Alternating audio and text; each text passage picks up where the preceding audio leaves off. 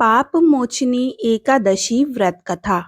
धर्मराज युधिष्ठिर बोले, हे भगवान, मैंने फागुन माह की शुक्ल पक्ष की एकादशी का महात्म सुना। अब आप चैत्र माह की कृष्ण पक्ष की एकादशी के बारे में बतलाइए।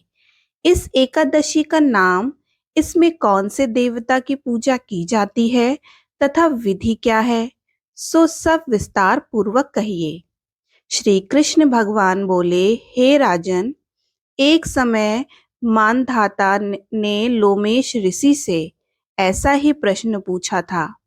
तब लोमश ऋषि ने उत्तर दिया कि हे राजन, चैत्र माह के कृष्ण पक्ष की एकादशी का नाम पाप मोचनी है। इसके व्रत के प्रभाव से मनुष्यों के अनेक पाप नष्ट हो जाते हैं। इसकी कथा इस प्रकार है। प्राचीन समय में एक चैत्र रथ वन में अप्सराएं वास करती थीं। वहां हर समय वसंत रहता था। उस वन में एक मेधावी नामक मुनि तपस्या करते थे। वे शिव भक्त थे। एक दिन मंजू घोषा नामक एक अप्सरा उनको मोहित करने के लिए सितार बजाकर मधुर मधुर गाने गाने लगी। उस समय शिव के शत्रु अनंग कामदेव भी शिव भक्त मेधावी मुनि को जीतने के लिए तैयार हुए। कामदेव ने उस सुंदर अप्सरा को भ्रू को धनुष बनाया, कटाक्ष को उसकी प्रत्यंचा, उसके नेत्रों को उसने संकेत बनाया और कुचों को कुरी बनाया। उस मंजू घोषा अप्सरा को सेनापति बनाया। इस तरह कामदेव अपने शत्रु भक्त को जीतने को तैयार हुआ। इस समय मेधावी मुनि भी युवा तथा हष्ट पुष्ट थे। उन्होंने यज्ञोपवीत तथा दंड धारण कर रखा था। उन मुनि को देखकर मंजू घोषा ने धीरे धीरे मधुर वाणी से वीणा पर गाना शुरू किया। मेधावी मुनि भी मंजू घोषा के मधुर गान पर तथा उसके सौंदर्य पर मोहित हो गए। वह अप्सरा उन मुनि को कामदेव से पीड़ित जानकर आलिंगन करने लगी। वह मुनि उसके सौंदर्य पर मोहित होकर शिव रहस्य को भूल गए और काम के वशीभूत होने के कारण उन्हें दिन रात्रि का कुछ भी ध्यान ना रहा। एक दिन मंजू घोषा उस मुनि से बोली कि हे मुनि, अब मुझे बहुत समय हो गया है, स्वर्ग जाने की आज्ञा दीजिए। उस अप्सरा के ऐसे वचनों को सुनकर मुनि बोले, हे सुंदरी, तू तो आज इस संध्या को आई है, अभी प्रातः काल तक ठहरो।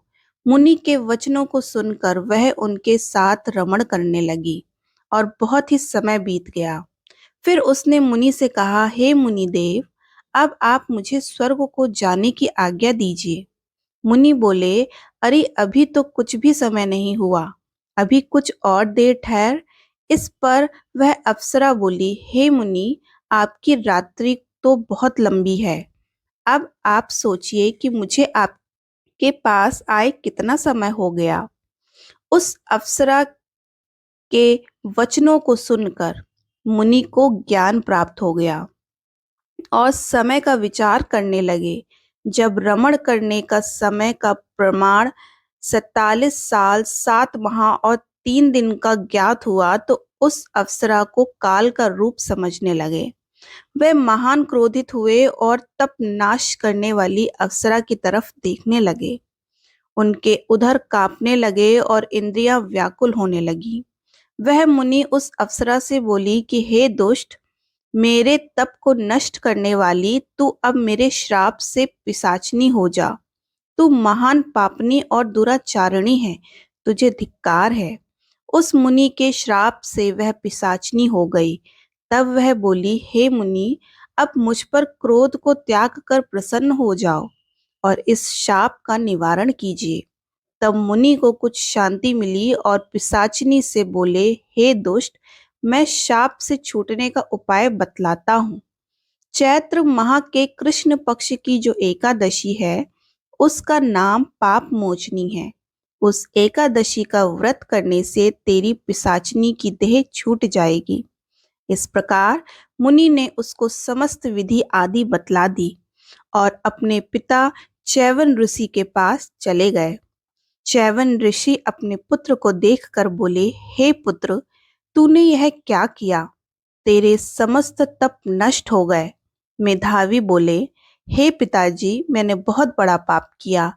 आप उसके छूटने का कोई उपाय बतलाइए। च्यवन ऋषि बाल, हे तात, तुम चैत्र माह के कृष्ण पक्ष को पाप मोचनी नाम की एकादशी का विधि तथा भक्ति पूर्वक व्रत करो।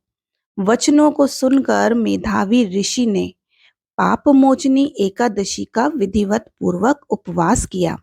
उसके प्रभाव से उनके समस्त पाप नष्ट हो गए। मंजू घोषा अप्सरा भी पाप मोचनी एकादशी का व्रत करने से पिशाचनी की देह से छूट गई और सुंदर रूप धारण करके स्वर्ग लोगों को चली गई।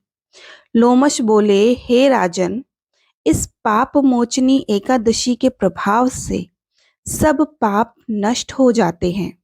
इस एकादशी कथा के श्रवण व पढ़ने से 1000 गोदान करने का फल मिलता है। इस व्रत के करने से ब्रह्म हत्या करने वाले, अगंबा गमन करने वाले पाप नष्ट हो जाते हैं और अंत में स्वर्ग को जाते हैं।